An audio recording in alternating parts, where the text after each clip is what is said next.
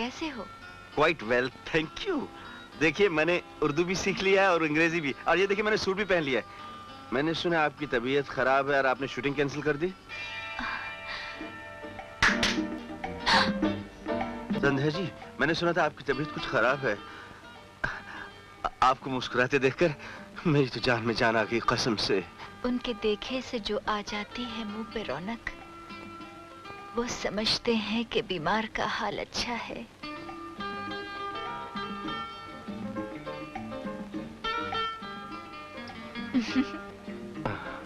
इस तरह क्यों देख रही हैं? कहीं मेरी जेब तो नहीं खुली रहेगी? नहीं, मैंने कपड़े तो नहीं उल्टे पहन लिए जी? नहीं ना? संध्या जी, आपका ये टॉनी कर्टस इन कपड़ों में कैसा लगता है? बहुत अच्छे लग रहे हो। बुरा ना माने तो एक बात कह दूं? आज आप भी बहुत अच्छी लग रही हैं। सच?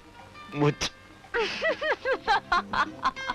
नहीं संध्या जी, नहीं ना, ना संध्या जी, ना, भगवान के लिए ना, इतना मत हंसिए संध्या जी। देखिए मेरी बात सुनिए।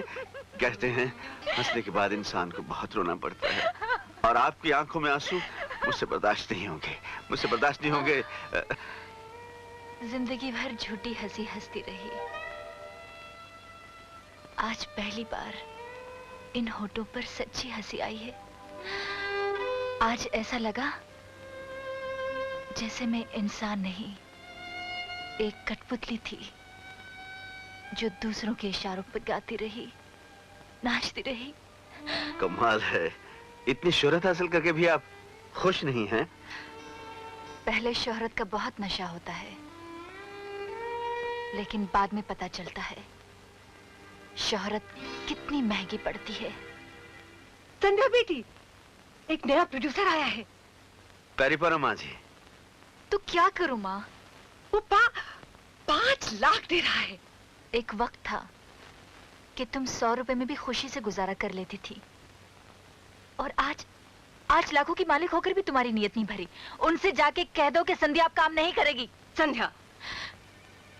संध्या की हर सांस को बेचते बेचते थक भी जाओ माँ।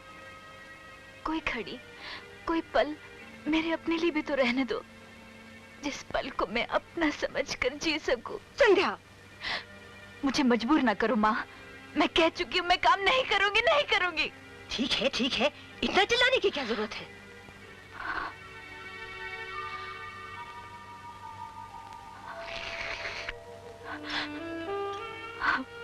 अरे ये संध्या जी, आपने मेरी झूठी चाय पी ली। आप सुना है झूठा पीने से प्यार बढ़ता है। वैसे कुछ लोग ऐसे होते हैं जिनकी नजरों में प्यार का मतलब सिर्फ दौलत होती है। ये रहा कैश। अब जरा मेरी डेट्स की फिक्र करना मेरा काम है, आपकी बस इंस्टॉलमेंट टाइम पर आनी चाहिए। बहुत अच्छा जी। अब मैं चलूं? चाय तो आप पीते नहीं, अगर कुछ ठंडा वंडा पीते हैं तो बैठिए। जी नहीं, शुक्रिया जी, शुक्रिया। अब मैं चलता हूँ।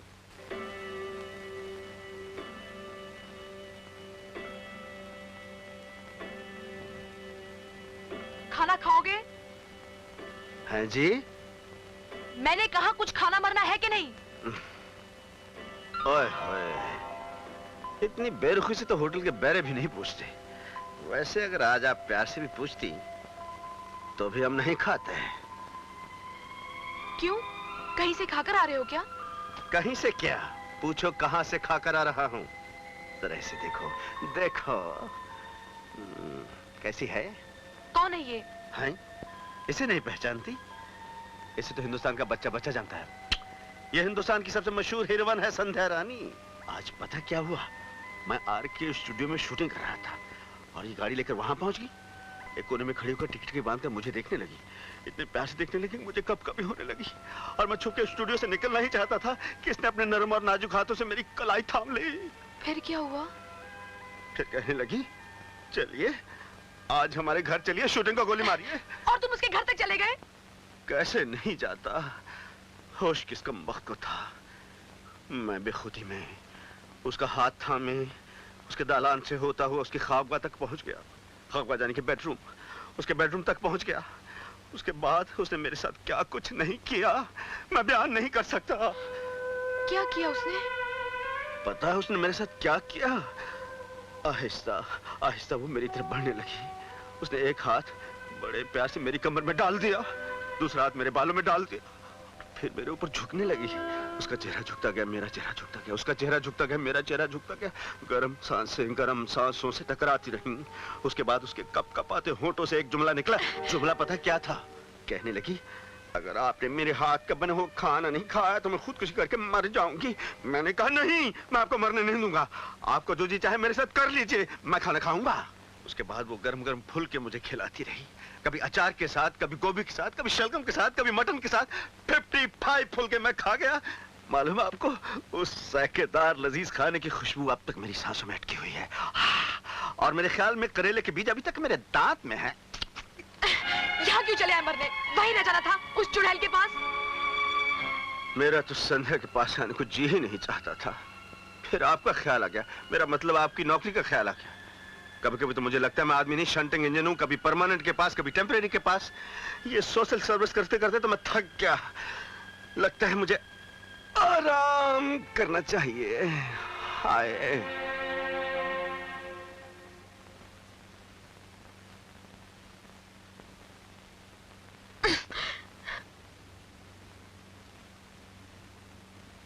पहले मेरी जिद थी, तुम्हें नजदीक नहीं आने दूंगी,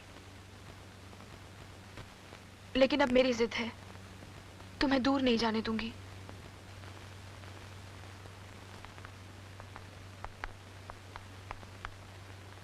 आइए भाई साहब, आइए ना। याद करो, बरसों पहले तुम मेरे घर से एक मासूम बच्ची को उठा के लेके गए थे।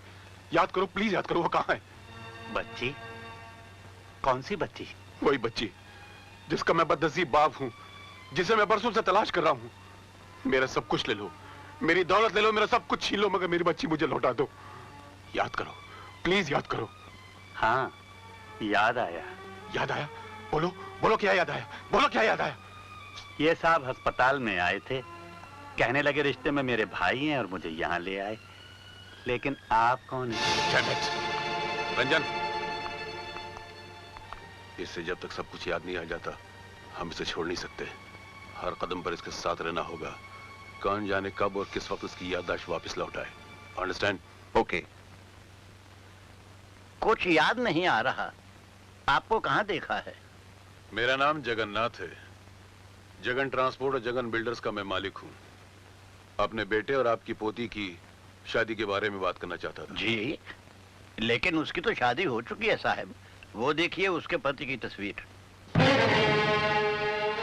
आप परेशान क्यों हो गए? जी जी नहीं, चलिए इसी बहाने आपसे मुलाकात हो गई, दोस्ती का रास्ता भी खुल गया। आज ना सही, लेकिन कल हम एक दूसरे के काम जरूर आ सकते हैं। ये मेरा कार्ड है, कभी दर्शन जरूर दीजिएगा। आपसे मिलकर कुछ अजीब सा महसूस हो रहा है। खैर, आप तो जानते हैं कि आजकल के बच्चे खुद अपनी मर्जी के मालिक होते हैं। आपको तकलीफ तो जरूर हुई है, मगर ये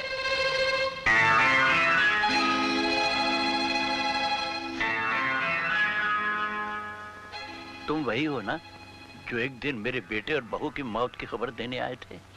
जी, लगता है आप भी मुझे पहचानने में भूल कर रहे हैं। मैं तुम्हें नहीं भूल सकता। उस दिन मैं इतना परेशान था कि अपने बेटे के कातिल के बारे में मैं तुमसे कुछ न पूछ सका। तुमने उसे जरूर देखा है। बताओ कौन है वो, कहाँ है वो? अगर जानते हो तो बोलते क्यों नहीं? क्या बोलूं साहब, मैं तो इनसे पहले कभी नहीं मिला।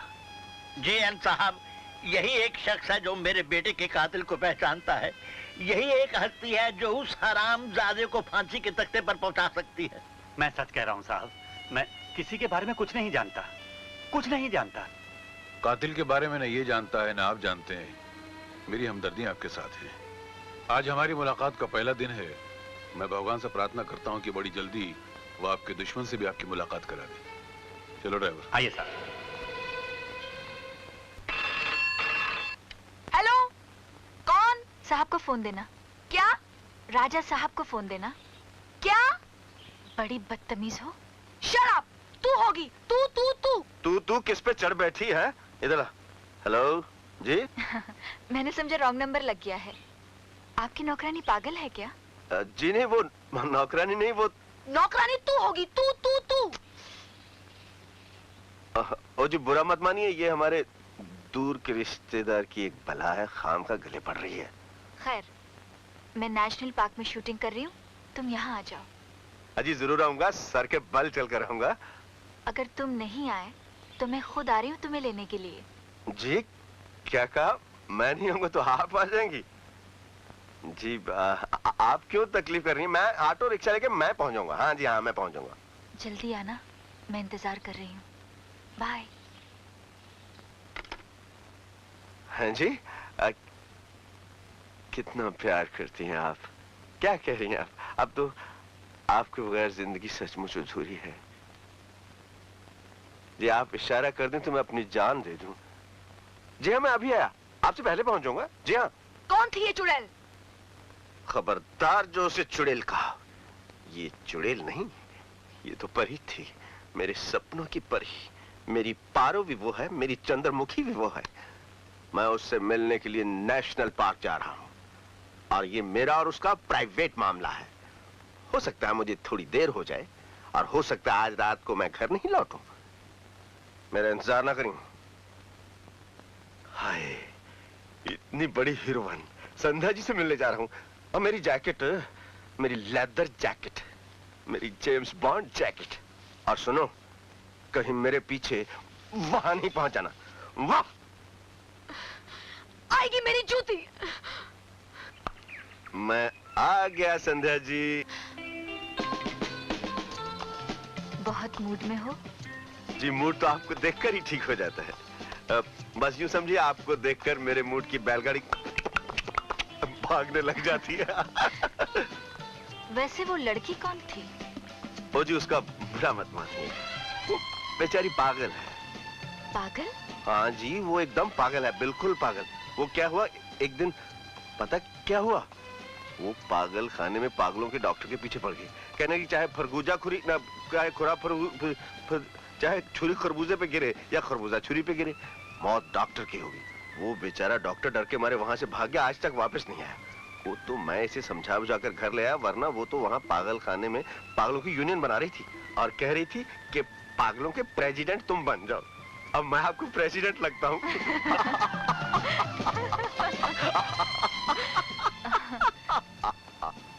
पर उसकी ऐसी हालत हुई क्यों?